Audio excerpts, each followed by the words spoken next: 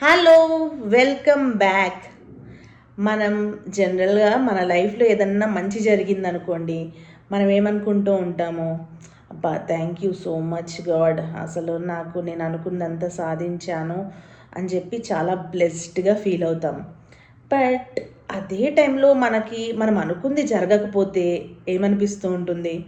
బాధగా అనిపిస్తుంది, కొన్నిసార్లు కోపం వస్తూ ఉంటుంది. ఎందుకు ఇలా జరిగింది, నాకే ఎందుకు ఇలా జరిగింది, నేను అనుకుంది ఎందుకు చేయలేకపోయాను అని ఇలా ఫీల్ అవుతూ ఉంటాము. కొన్నిసార్లు మన లైఫ్లో మన ఎంప్టీనెస్ కూడా మనకు కొన్ని మిరాకిల్స్ని తీసుకొస్తుంది. అదేంటో తెలుసుకోవాలంటే ఈ వీడియో కంప్లీట్లీ ఎండ్ దాకా చూడండి.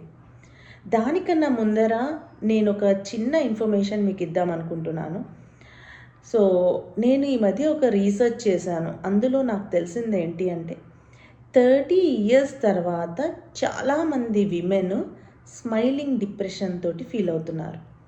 అంటే వాళ్ళు ఏదైతే చేయాలనుకుంటున్నారో అవి చేయలేకపోవడం, వాళ్ళు కాలేజ్ డేస్లో బాగా చదివి ఉండి కూడా వాళ్ళ డ్రీమ్స్ని అచీవ్ చేసుకోలేకపోవడము, కొన్నిసార్లు అన్నీ తెలిసి అన్నీ ఉన్నా కానీ సైలెన్స్లోకి వెళ్ళిపోతున్నారు.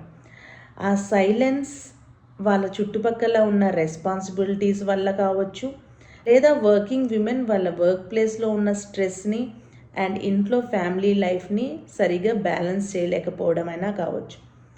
దీనివల్ల వాళ్ళ మానసికంగా అంత హ్యాపీగా ఉండట్లేదు. సో వాళ్ళ కోసము నేను మార్గదర్శిని అని ఒక ప్రోగ్రామ్ని డిజైన్ చేశాను. మార్గదర్శిని, be a role model for yourself and the society. So ఈ ప్రోగ్రాంలో మేజర్గా చెప్పే 3 థింగ్స్ ఏంటంటే emotional healing, confident communication and financial independence. దీని గురించి ఇంకా డీటెయిల్గా తెలుసుకోవాలంటే నాకు డిఎం చేయండి, ఆర్ఎల్ స్క్రీన్ మీద కనిపిస్తున్న నెంబర్కి వాట్సాప్ చేయండి. ఈరోజు topic how to turn emptiness into miracles. ఒకసారి ఒక పెద్ద ఆవిడ ఆ దగ్గరలో ఉన్న వాళ్ళ ఊర్లో గుడికి పూలు అల్లి ఇస్తూ ఉంటుంది రోజు. సో అలా ఇవ్వడం వల్ల ఆవిడకి ఒక 50 రూపాయలు ఇస్తారు. సో ఒకరోజు వాళ్ళ ఊర్లో ఒక ఇద్దరు కలిసి ఆవిడ ఇంటికి వస్తారు. వాళ్ళ భర్త బతికున్నప్పుడు చాలా వైభోగంగా ఉంటుంది ఆవిడకి. బట్ ఆయన చనిపోయిన తర్వాత ఇంత దైన్యంగా ఉంది అని చెప్పి వాళ్ళు ఏదో ఒక సాయం చేయాలి అనుకుంటారు. ఆవిడతో వచ్చి మాట్లాడతారు, అమ్మ నీకు ఏదైనా సాయం కావాలా, మీకు ఏదైనా సరుకులు కానీ ఏదైనా కావాలంటే మేము తెచ్చిస్తూ ఉంటాము అని అంటారు. అంటే అప్పుడు ఆవిడ అంటుంది, నాకెందుకు సహాయం, నాకేం తక్కువైంది, నేను ఉండడానికి చక్కగా ఈ ఇల్లు ఉంది అండ్ దేవుడికి రోజు దండం పెట్టుకోవడానికి ఈ 2 చేతులు ఉన్నాయి, నాకేం కావాలో తెచ్చుకోవడానికి కూడా నాకు శక్తి ఉంది అని చెప్పి వాళ్ళని పంపించేస్తుంది. సో ఈవిడ చేసే పని ఏంటి అంటే రోజు అది ఒక కొండ ప్రాంతం, ఆ కొండ ప్రాంతంలోకి వెళ్ళి పూలన్నీ తీసుకొచ్చి చక్కగా వాటిని అల్లి దేవుడికి ఇవ్వడం, వచ్చే ఏదైతే ఉంటుందో ఆ డబ్బులతోటి తన జీవనాన్ని గడిపేస్తూ ఉంటుంది. సో ఒకరోజు తను ఎప్పుడు వెళ్తున్న ప్లేస్ ఏదైతే ఉంటుందో ఆ కొండ ప్రాంతంలో పూలు కోసుకొని కొన్ని ఏవైతే ఉంటాయో పళ్ళు అవి కూడా తెచ్చుకుంటుంది. సో ఆ రోజు కూడా తను ఏదైతే ఉంటుందో ఆ బుట్ట తీసుకొని వెళ్తే ఆ రోజు వెదర్ సరిగా ఉండదు, గాలి దుమ్ము అలా వస్తూ ఉంటే ఆ పూలన్నీ రాలిపోతూ ఉంటాయి. సో తనకి ఏమి దొరకదు. ఆ రోజు ఒక ఎంటీ బాస్కెట్ మట్టుకే తన చేతిలో ఉంటుంది. దాన్ని అలా చూస్తూ ఉంటుంది. చూస్తూ బాధపడుతున్న టైంలో అప్పుడు ఒక వ్యక్తి వస్తాడు. చాలా దైన్యంగా, అంటే చాలా నీరసంగా, చాలా ఓపిక లేనట్టుగా, ఇంకా పడిపోతున్నట్టుగా ఒక వ్యక్తి వస్తాడు. ఏంటి బాబు ఇలా ఉన్నావు అంటే అతను మాట్లాడి కూడా తను చెప్పలేకపోతూ ఉంటాడు. అంటే అంతా డీహైడ్రేట్ అయిపోతుంది బాడీ అంతా కూడా. సో వెంటనే ఆవిడ తన దగ్గర ఉన్న వాటర్ ఇస్తుంది. వాటర్ ఇచ్చేసేసి అర్జెంటుగా నువ్వు ఏదైనా ఆకలి పడు నువ్వు అని తన ఏదైతే ఉంటుందో ఒక 2 రొట్టెలు తన దగ్గర ఉంచుకుంటుంది. ఆ 2 రొట్టెల్ని కూడా తనకి ఇస్తుంది తినమని. అతను తినేస్తాడు. తినేసిన తర్వాత ఈ దగ్గరే మా ఇల్లు ఉంటుంది, ఈ షార్ట్ కట్ ఉంటుంది, దాంట్లోంచి నేను తీసుకెళ్తాను, నాతో పాటే రా అని చెప్తుంది. సో అలా ఆవిడింటికి వెళ్తాడు. వెళ్ళిన తర్వాత కొంచెం కోలుకున్న తర్వాత ఆవిడని చూసి ఆశ్చర్యపోతాడు. అలా తీసుకెళ్తూ ఆ ఎంటీ బాస్కెట్ని పట్టుకొని ఆవిడ ఇలా చూసుకుంటూ, thank you so much empty basket, నీ వల్ల ఈరోజు నేను ఒక మంచి పని చేయగలిగాను.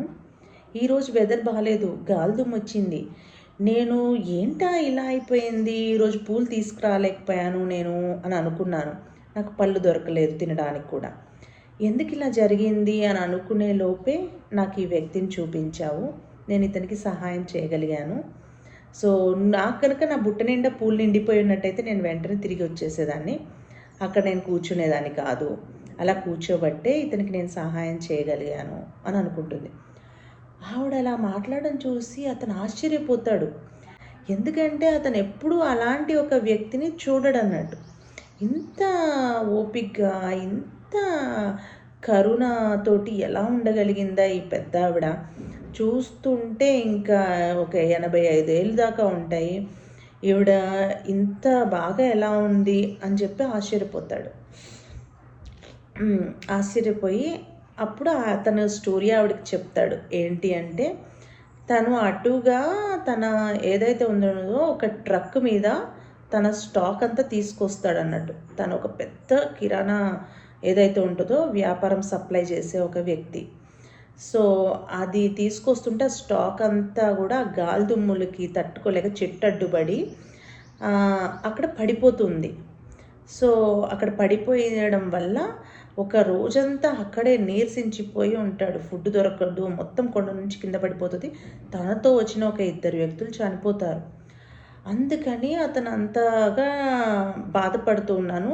నా దగ్గర ఉన్న స్టాక్ అంతా పోయింది అని అనుకొని నేను చాలా ఫీల్ అయ్యాను. నా దగ్గర చాలా ఆస్తులు ఉన్నాయి, కానీ నా దగ్గర ఉన్న ఏదైతే ఉందో ఆ ట్రక్కు నిండా ఉన్న సామాను అంతా పోయింది. నా 2 వర్కర్స్ చనిపోయారని నేను చాలా బాధపడుతూ ఉన్నాను.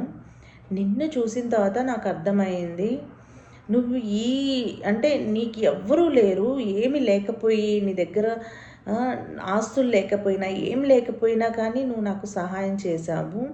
నీ దగ్గర ఏది లేదో అది చూసి కూడా నువ్వు బాధపడకుండా దానిలోంచి కూడా ఒక మంచిని వెతికావు అంటే నువ్వు ఎంత గొప్ప మనసమ్మ అనేది అని ఆలోచించుకొని, అప్పటిదాకా కొంచెం లోబితనంతో ఉన్న ఆ వ్యక్తి ఊరికి తిరిగి ఈవిడికి కొన్ని డబ్బులు తీసుకొచ్చి, నువ్వు నాతోటి వచ్చేసేయమ్మా, నేను నిన్ను చూసుకుంటాను అంటాడు.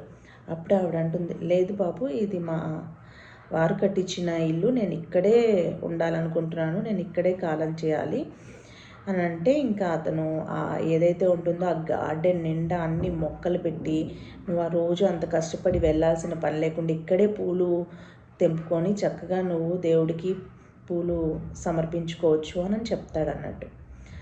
ఆవిడ ద్వారా ఆయన తెలుసుకుంది ఏంటంటే, ఎంటీనెస్ కూడా మిరాకిల్స్ని సృష్టిస్తుంది.